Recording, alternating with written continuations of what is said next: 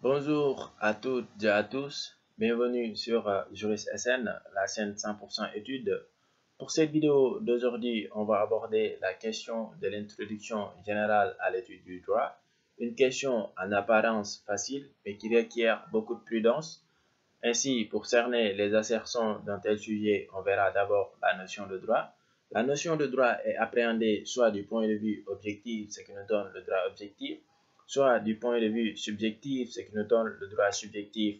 Ensuite, on verra les caractères spécifiques à la règle de droit.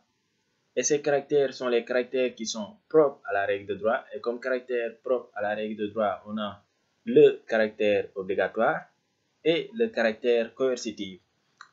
Enfin, on verra les caractères non exclusifs à la règle de droit, c'est-à-dire les caractères dont la règle de droit partage avec les autres règles qui régissent la vie en société aussi, par exemple la règle morale, la règle religieuse ou la règle de politesse. Et avant de passer au développement, j'espère qu'à la fin de cette vidéo, vous serez en mesure d'identifier la règle de droit. La notion de droit. La notion de droit est polysémique et protéiforme. Polysémique dans la mesure où elle fait l'objet de plusieurs définitions. À cet effet, on peut dire qu'il y a autant de définitions qu'il y a de juristes. Protéiforme dans la mesure où elle est susceptible de se présenter sous divers aspects. Par exemple, on entend par droit tantôt une discipline, tantôt l'aptitude de faire, tantôt un ensemble de codes de règles qui régissent la vie en société. Et sur ce dernier, il est considéré comme le droit objectif, communément appelé le droit ou aussi le contenant, qui est défini comme étant l'ensemble des règles qui régissent la vie en société et sanctionné par une autorité compétente. Ainsi, on peut dire que le droit objectif délimite la part de liberté et de contrainte qui pèse sur chaque individu. Exemple de droit objectif, on a le droit sénégalais en contenant le droit de la famille, les droits de l'homme, le droit communautaire, le droit du travail. Après, on a le droit subjectif, plutôt pour moi, qui est aussi appelé les droits, considérés comme le contenu, est défini comme étant l'ensemble des prérogatives accordées à une personne par le droit objectif pour la satisfaction d'un besoin d'intérêt personnel.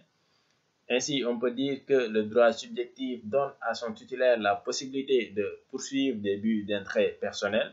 Exemple de droit subjectif, on a le droit à l'éducation, le droit à la liberté, le droit de créance, le droit de grève, le droit de manger, qui sont des droits qui poursuivent des buts d'intérêt personnel, même si le droit de manger n'est pas un droit formel, c'est juste un exemple.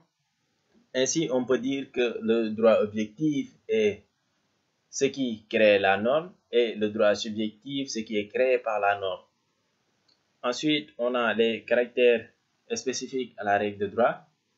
Ce sont les caractères qui permettent de distinguer la règle de droit des autres règles qui régissent la vie en société, comme on les a précités tout à l'heure, la règle morale, la règle religieuse ou la règle de politesse.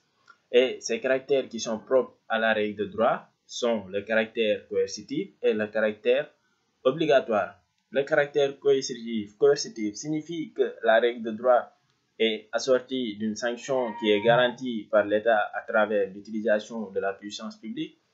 Et par puissance publique, on entend la police, la gendarmerie, la justice, etc. Et c'est à travers ces institutions que l'État veille au respect de la règle de droit. Ainsi, la transgression de la règle de droit donne naissance à des sanctions devant les juridictions.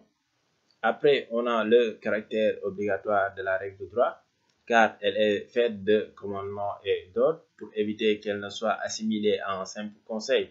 Effectivement, la règle de droit procède en donnant des ordres ou fait des défenses ou nous permet de faire des choses. Enfin, on a les caractères non exclusifs à la règle de droit. Ce sont les caractères qu'elle partage avec les autres règles qui régissent la vie en société, la règle morale, la règle religieuse ou la règle de politesse. Et comme caractère non exclusif à la règle de droit, on a le caractère général et impersonnel.